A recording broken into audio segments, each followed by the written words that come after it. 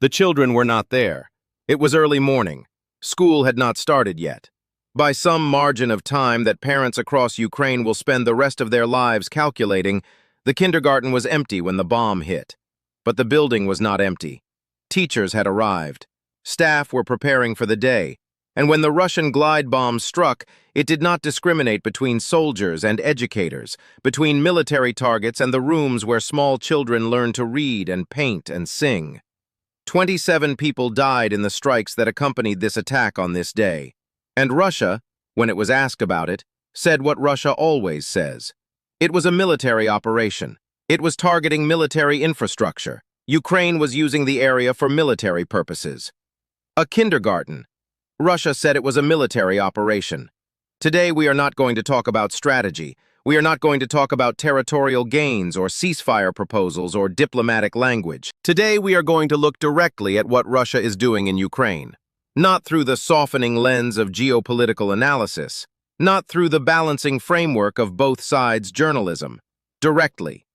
Because there are moments when the framework of strategic analysis becomes a way of avoiding something that deserves to be confronted without the cushion of abstraction. This is one of those moments. Stay with me. Let's start with the kindergarten, because the details matter.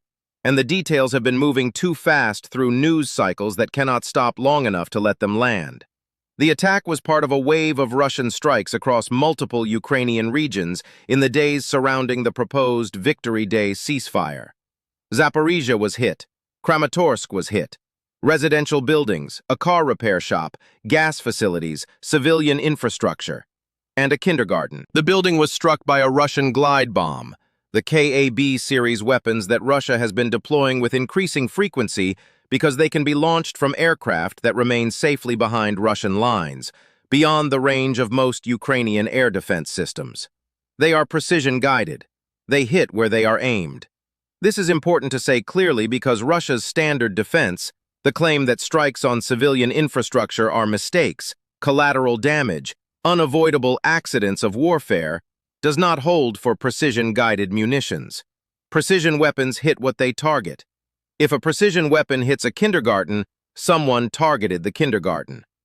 The photographs that came out of the aftermath, and I want you to sit with the image for a moment before the news cycle moves past it, showed the small chairs, the drawings on the walls partially intact, the books, the colored pencils scattered across floors covered in rubble and glass, the small chairs. If you have children, if you have ever dropped a child off at school and driven away thinking about your day, you understand something in those photographs that no strategic analysis can adequately capture. You understand that the people who were in that building were not abstractions. They were people doing the most ordinary human thing, preparing for a day with children. And Russia sent a precision weapon into that space. Now here is where I want to be intellectually honest. Because honesty requires acknowledging complexity even when complexity is uncomfortable. War produces civilian casualties.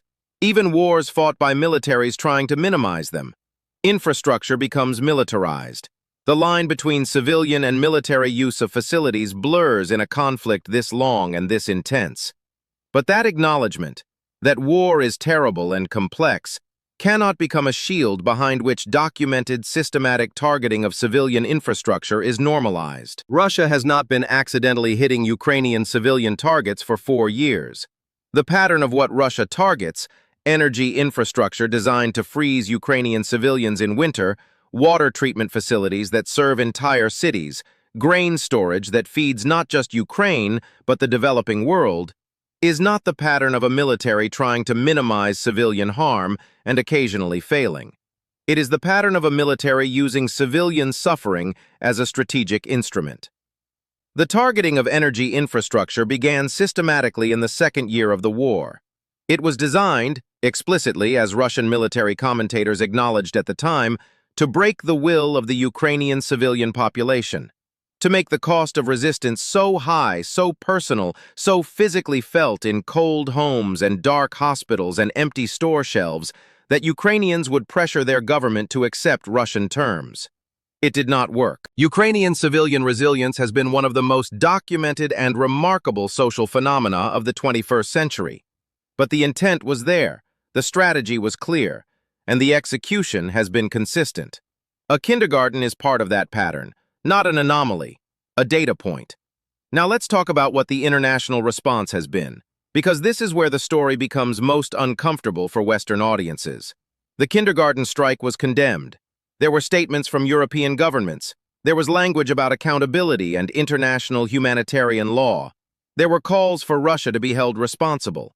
And then the news cycle moved on, to the ceasefire proposal, to the peace plan negotiations, to the Victory Day parade and whether military equipment would be displayed in Moscow.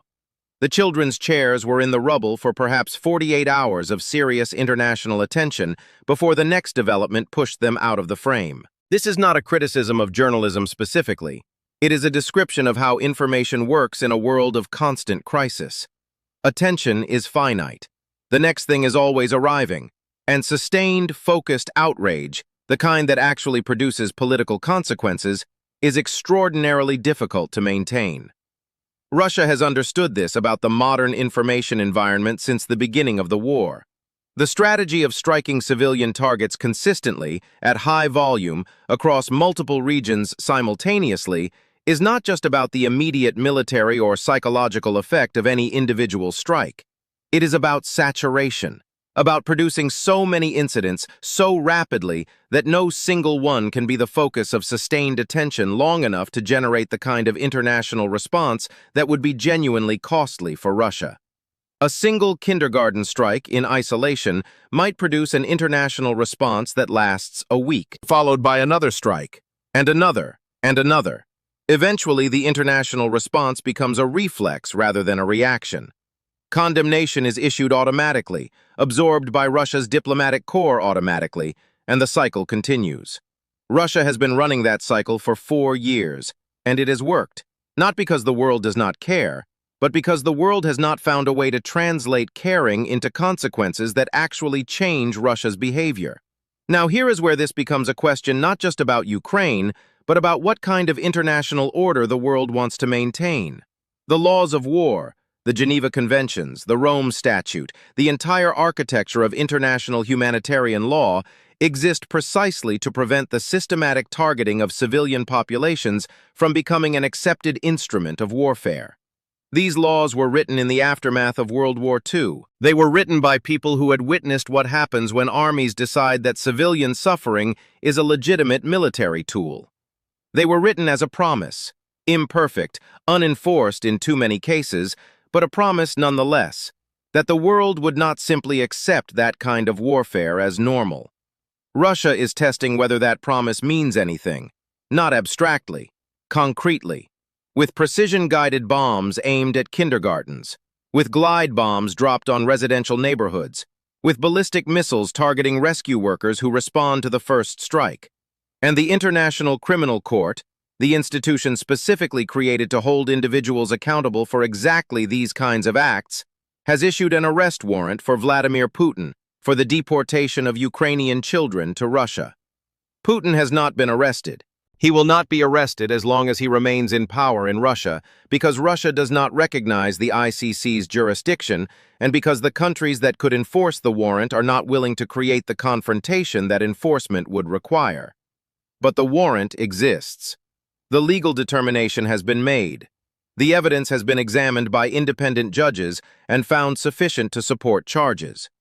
A head of state against whom an arrest warrant has been issued for crimes against children is sitting in Moscow, planning his Victory Day parade and proposing a ceasefire. Here is what I want to leave you with. The debate about how to end this war, the peace plans, the ceasefire proposals, the diplomatic frameworks being developed in Washington and Brussels and Ankara, is a legitimate and important debate. Wars should end. People should stop dying. But how a war ends matters enormously, not just for the country that has been invaded, for every country that is watching to understand what the rules actually are. If Russia can bomb a kindergarten, can systematically target civilian infrastructure for 4 years, and then negotiate a peace that lifts sanctions, keeps its territorial gains, and restores its standing in the international community, then the laws of war are not rules, they are suggestions. And every military in the world that is planning its next conflict will have received that message. The small chairs in the rubble of a Ukrainian kindergarten are not just a tragedy, They are a question about what the world is willing to accept, about what price it is willing to impose on those who bomb schools and call it a military operation, about whether the promise made after World War II that civilian populations would be protected from becoming deliberate targets of warfare means anything in 2026. The world's answer to that question is still being written. Watch what happens when the diplomats sit down. Watch whether accountability for documented war crimes appears anywhere in the peace framework being negotiated. Watch whether the arrest warrant issued by the International Criminal Court becomes a topic of serious discussion in the peace talks, or is quietly set aside in the interest of getting a deal done. Because the deal that gets done, and what it says and what it ignores, will be the world's answer. And the children whose chairs were in that rubble deserve an answer that means something. The next video drops in 48 hours. Do not miss it.